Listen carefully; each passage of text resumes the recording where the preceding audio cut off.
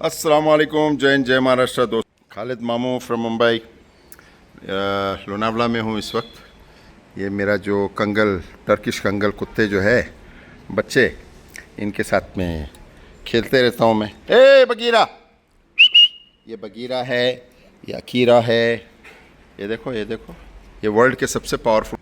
Anyway, कुत्तों पे से एक बात याद आई। देखिए, मेरे को किसी की बुराई करने में कोई शौक़ नहीं है।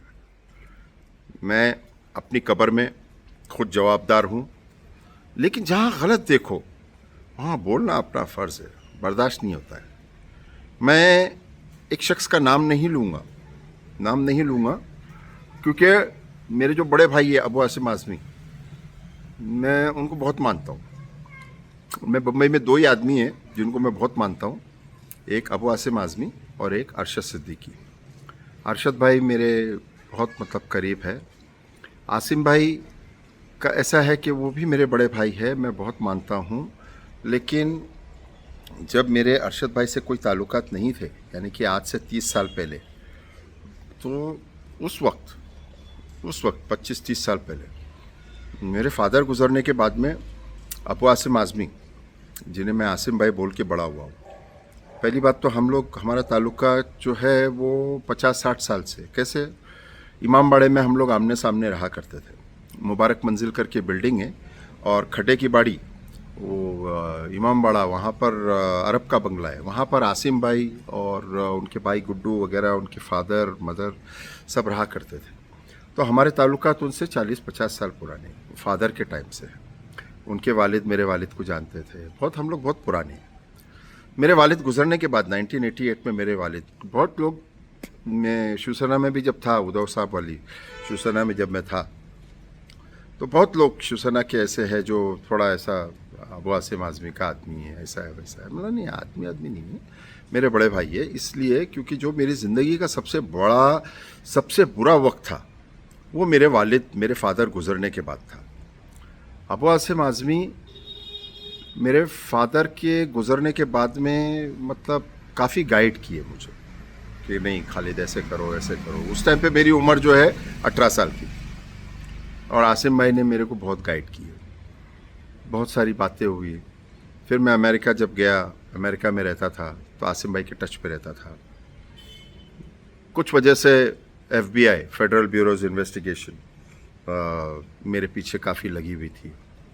मेरे पीछे कहाँ बेटा, कहाँ बच्चा, कहाँ मेरे बेटे को बगीरा। तो उस टाइम पे आसिम भाई को मैं बोला आसिम भाई ऐसा ऐसा है, अगर खुदा न खास्ता कभी FBI मुझे पकड़ लेती है और अंदर डाल देती है, यू नो, माफ़ करना, मैं आपको बता देता हूँ रीज़न भी क्या है। रीज़न ये है कि मेरी अमेरिका में एक वाइफ थी, वो वाइफ जो है स्पेनिश और अरब मिक्स थी, समझा ना।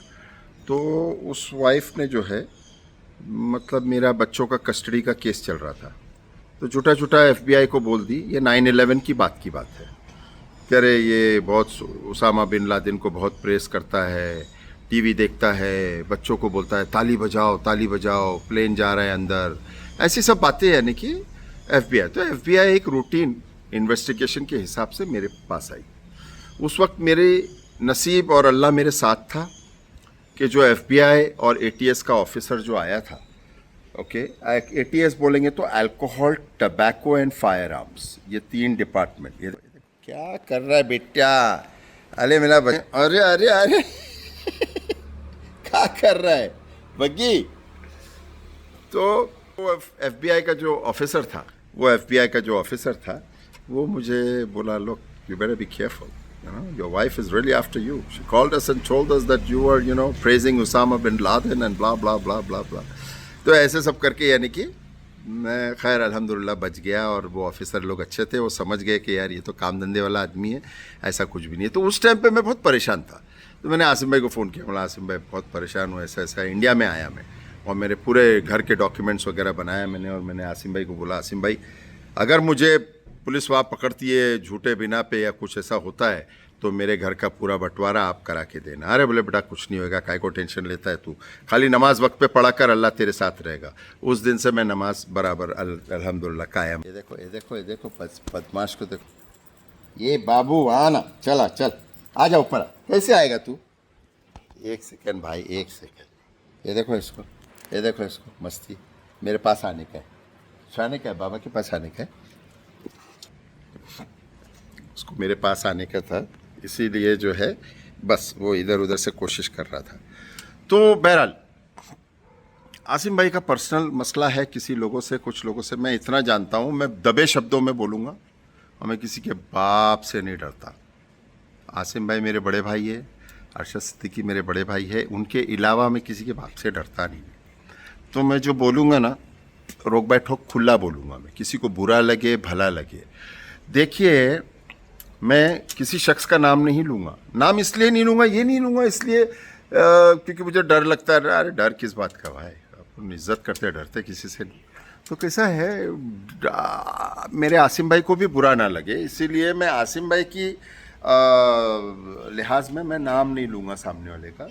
मैं इतना जानता हूँ कि अगर मैं एक मामूली सा आदमी हूँ, मैं कोई रेस्टोरेंट में ऑर्डर लेने का काम करता हूँ, जो कि कोई बुरी बात नहीं है, अच्छी बात है।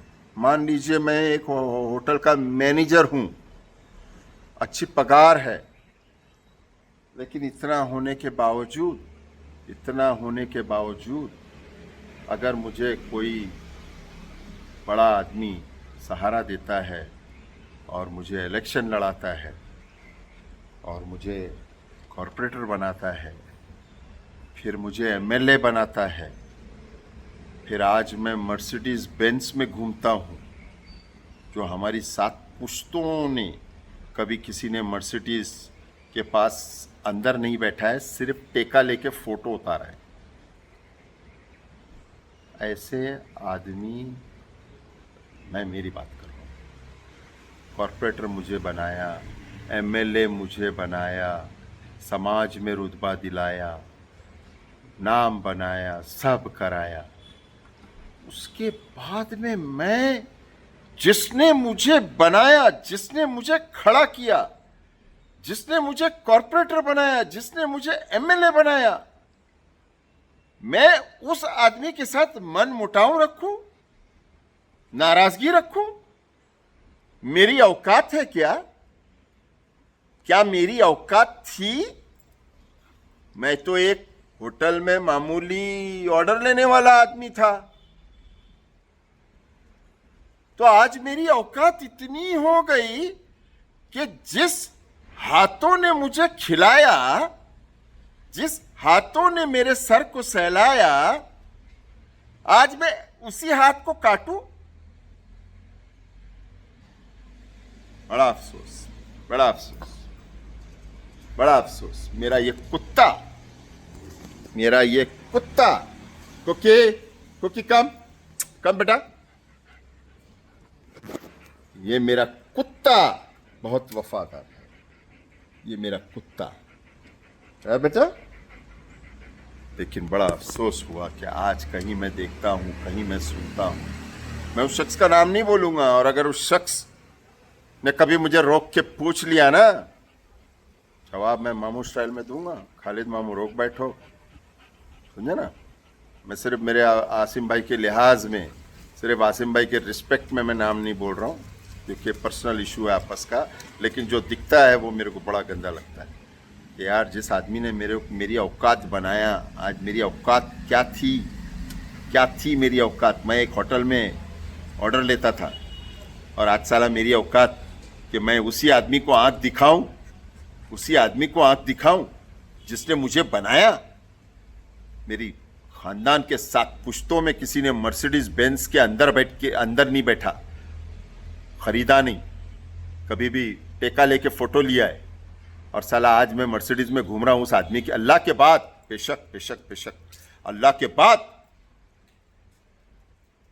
के बाद अबू आसिम आजमी, दुनियाई तौर पे, और मैं उसी आदमी को आंख दिखा रहा हूं। किस तरह का इंसान हूं मैं, ये जवाब आप दो मुझे। मैं उसी आदमी को आंख दिखा रहा हूं, उसी आदमी के साथ मन मुटाव रख रहा हूं जिसने मुझे समाज में चलना सिखाया, जिसने मुझे समाज में बगीरा, ये मेरा बगीरा है ना, बड़ा होएगा ना उससे ज्यादा ईमानदार बनेगा, है ना बच्चा। तो कैसा है, बड़ा अफसोस की बात है भाई, अपने को दिल का लगा लेकिन अपन क्या बोल सकते। अरे मेरा बच्चा, समझे ना, देखो ये मेरा कुत्ते का बच्चा गिर गया, मेरे दिल कैसे बोला अरे मेरा बच्चा। तो उसी तरह एक ज़माना था, अबू आसिम आज़मी ने उस बंदे को उंगली पकड़ के अरे मेरा बच्चा बोल के चलाया, समझे ना। चलिए, बहुत अफसोस हुआ, देखा सुना, और अभी सुनने में आ रहा है कि भाई वो तो आज नहीं कल, अभी तो अपने को तो सब मालूम है भाई, ये जुम्मा 8 दिन आए राष्ट्र, ये क्या बोलते हैं तुम्हारा, राजनीति में। हम तो इनके पहले से राजनीति में, समझे ना। राजनीति हमारा बिजनेस नहीं है, खालिद मामू का बिजनेस नहीं है, राजनीति खालिद मामू का शौक है, शौक। It's my passion, not my business. My business is अल्हम्दुलिल्लाह समथिंग एल्स, समझे ना। चलिए, दुआ में याद रखिए। अभी तो सुनने में आ रहा है भाई कि अभी लालच बढ़ गई है, लालच ऐसी बढ़ गई है कि अब शायद राष्ट्रवादी कांग्रेस पार्टी अजीत दादा पवार के इसमें शायद मंत्री पद मिलने वाला है, ऐसा सुना हूं, अल्लाह को मालूम, देखेंगे। बहरहाल, अगर मैं उस बंदे की जगह होता, अबू आसिम आज़मी बोलता कूद जा 10 माले से, साला कूद जाता मैं, मजाल क्या जो आंख दिखा देता। क्या यार, ईमानदारी, वफादारी, खुददारी नाम की भी कोई चीज़ होती है। बहरहाल, और अब मैं आसिम भाई का, मेरे बारे में एक बात बता दूं, मैं आसिम भाई की समाजवादी में नहीं हूं, ना ही मेरे आसिम भाई के समाजवादी से कोई लेना देना नहीं। लेकिन अगर पर्सनली अबू आसिम आज़मी या अरशद सिद्दीकी, ये 2 लोग हैं, मैं इनको बहुत मानता हूं, ओके। पर्सनली अगर इनके पर्सनल कोई अटैक इनके ऊपर होता है तो इनके घर के नीचे कुर्सी लगा के, सामान लगा के खालिद मामू बैठेगा। That is on personal reasons, not because of Samajwadi. नहीं, मेरी पार्टी, मेरी वफादारी मेरी पार्टी की तरफ। लेकिन जो अबू आसिम आज़मी, उनकी एक बात और बताता हूं। अबू आसिम आज़मी, मैं अमेरिका में रहता था, मेरी बड़ी बहन 28 साल की थी, अचानक इंतकाल हो गया, रमज़ान का महीना था। अबू आसिम आज़मी सहरी के वक्त 5 बजे 4 बजे मेरे घर में मेरी वालदा और मेरा छोटा भाई अकेला था। मैं फ़ोन पे बात कर रहा हूँ मेरी माँ से, बोले इंतकाल हो गया है। 28 साल की मेरी जवान बहन, मेरी माँ बोलती है बेटा आसिम भाई आए। तो अबू आसिम आज़मी वो मेरा पहला आदमी है, भाई है, मेरे बड़े है। जो मेरी बड़ी बहन का इंतकाल हुआ और मेरे घर में मेरी बूढ़ी माँ थी और मेरा छोटा भाई था, उस वक्त आसिम भाई मेरे घर पे पहुँचे। आज उन्हीं एहसानों के तले मैं आसिम भाई की, आज सर बोले तो सर कटा ही दे दूँ, इज़्ज़त करता हूँ मैं। बाकी इन भोसड़ी वाले जो आए जुम्मा 8 दिन, समझे ना, अभी मेरे मुंह से कुछ निकल जाएगा, इसीलिए अल्लाह हाफिज़, मास सलामा, खुदा हाफिज़, जय महाराष्ट्र। चलिए, अस्सलाम वालेकुम।